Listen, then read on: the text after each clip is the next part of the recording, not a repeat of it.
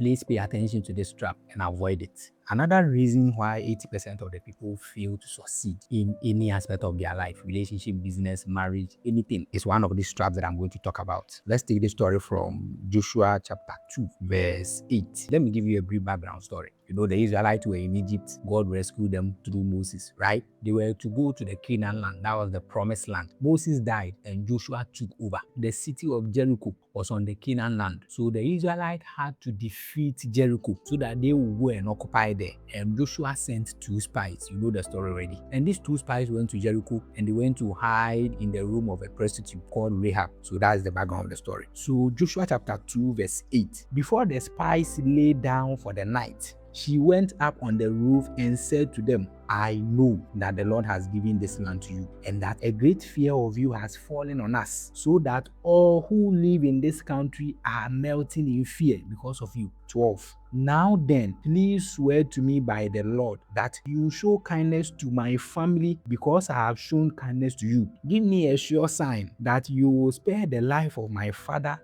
my mother, my brothers and sisters, and all who belong to them, and that you will save us from death. Rahab was telling them that, I know you are coming to take the city. In fact, we are all afraid, right? But you see, I have given you a place to hide. I wasn't supposed to do that. I have given you a place to hide. So please, when you come to destroy this city and when you come to kill everybody, please spare my life, spare my father's life, spare the lives of my family and everybody who are related to us, please. And the Israelite spy said, deal. We want to destroy anybody who is related to you when we come. And they gave her their word. So the life of Rahab and her family was already secured. They were never going to die. Now pay attention. The rest of the people living in Jericho, all the people were afraid, from the king to the servant to the army to everybody. All of them were afraid. They knew they were going to die, right? They all thought they were in the same situation. They all thought they were in the same problem. They all thought they were all going to end up the same. But they didn't know there were families among them whose life were already secured, right? To the average person living in Jericho, they thought that their own situation and their own experiences inside the walls of Jericho was just like everybody else. Everybody is going to die, last. Everybody is afraid, last. All of us are in trouble, last. That was the mindset of the average person living in Jericho. But they didn't know there were people living in them. There were families living in them. Rahab and her family, who were not going to experience the same outcome they are going to experience. And that's the trap most of us fall into. A lot of people live their life today thinking that just because they are in the same situation or circumstances with people they know, it automatically means that they are going to end up like everybody else. And so they relax and say, oh, I'm not alone. I'm not the only one struggling. I'm not the only one having relationship issues. I'm not the only one doing this. I'm not the only one going through difficulties. I'm not the only one experiencing this. You may not be the only one in that situation, but you may be the only one who will remain in that situation. Because I'm telling you, there are people who are securing themselves and their future, and you have no idea. I'm sure the following morning, Rahab will go out and, as usual, see her neighbors and her friends. Oh, good morning, good morning. Oh, the gods will protect us. I know we are all afraid, and the gods will protect us, right? So the rest of the people will think, oh, we are all in this same situation, not knowing that Rahab has secured herself and she has secured the life of her family secretly. People are building themselves secretly. You have no idea. You are in the same office. You are in the same company, experiencing the same treatment from the management. You all want to do protests. You all want to go on strike. I'm here to tell you, some people are doing behind the scene works you don't know about. If they should do sacking today, you go home. The one who was right beside you, doing the things that you were also doing, the person will stay in the job, you go home. They are doing behind the scene works you have no idea. Most of you have relationship problems. You are joining groups of people who also have relationship problems. You are happy exposing your relationship, talking about your relationship, whatever is going on wrong. And I'm telling you, there are people in that same group who are talking to counselors, finding ways and means to get their relationship back on. You don't know about it. You don't know about it. I'm not saying when you are being abused or when your life is in danger, continue to be in that. That's not what I'm saying. But I'm telling you that you finish getting out and you realized that there were people who were pushing you. You thought you were in the same situation together. They were doing behind the scene works. You didn't know. You didn't know. I did the same thing. The same economy, the same age, the same background. I was in school, the same economy, the same school, the same thing we are all learning. Yes, I had colleagues. I knew the situation on ground that when you finish, it is very difficult to get a job in a country like this. So probably I don't know what was going on among the guys that I was rolling with. I don't know. But me, I was building myself secretly. I was buying books, reading secretly. I had my own thing going on secretly. Before I went to school, I didn't have anything. When I was coming back home, I came with my own car. Because in my mind, I was not going to come to apply for any job because I know I won't get it. Even if I will get it, the salary they will give me, I won't like it. I started doing behind the scene work on myself. So if you are my friend and we are doing football argument together in the same room and you think just because we are there, it means that we are all going to end up the same way, you are lying. I was doing behind the scene work on myself. So I know what I'm talking about. People are doing behind the scene works. You don't know about it. Build yourself. Whenever you find yourself in situations like this, the situation Rahab found himself in, where there is a problem, relationship crisis, business crisis, financial crisis, anything, the difference between those who are able to come out of it and those who continuously remain inside and waste their life and their future is these 4 things that I'm going to talk about.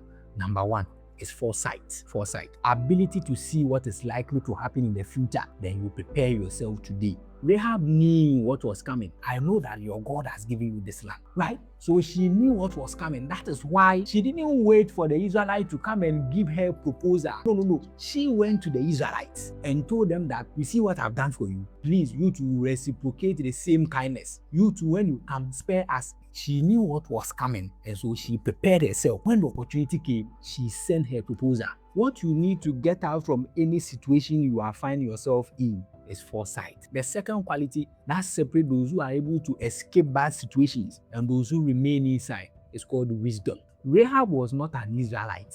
Rahab was living in her city, and the Israelite spies came. The average person would have shouted, "Hey thieves, hey thieves, hey invaders, invaders, invaders," and she would create a whole scene. But you see, what was going to be the end goal if she had shouted? The worst thing that could have happened would be that the Israelites will be arrested and probably they will be killed, right? When you kill them, what next? The rest of them are still coming. They are going to take the land and they will eventually kill all of you. So shouting for these 2 people to be caught and killed is that nothing. So she applied wisdom. She knew that her gods cannot save her and her family. So she switched camp. You need wisdom to turn your relationship around. You need wisdom to turn your finances around. You need wisdom to turn your difficult situation around.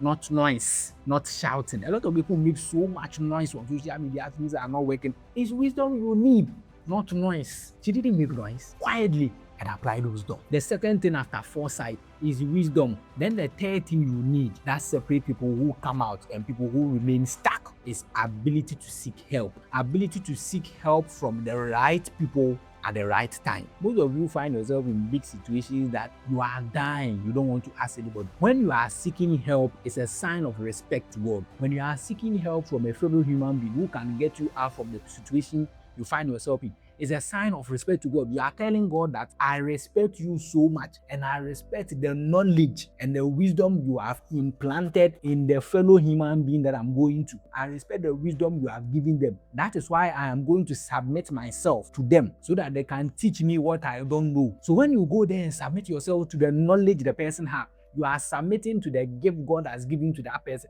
And that's a sign of respect to God. When you say you won't ask anybody for help, you don't need anybody's help, you want to solve your own problem, you are saying that nobody is as brilliant as you are and nobody can help you in any way. You don't need anybody's help. Before the people left, Rahab went there to seek for help. The fourth thing that you need is right positioning. It's right position. When you look at where Rahab's house was built on the walls of Jericho. So her positioning was easy for her to be discovered. That's why the spies came to her. There was no way the spies would get the chance to go to the center of the city. So positioning was right to get out from that difficult situation in your life. Sometimes you need to reposition yourself. You have to move. There are certain individuals that you need specifically for your kind of project. Where you are staying, you will never meet them. Forget prayer. Sometimes you need to change that church to get your freedom. Most of you want to marry, and sometimes when I look at the size of your church, 100 people, you go to a church of 100 people, let me say 50 men, 50 women. Out of the 50 men, let's say 10 are already married. You are left with 40.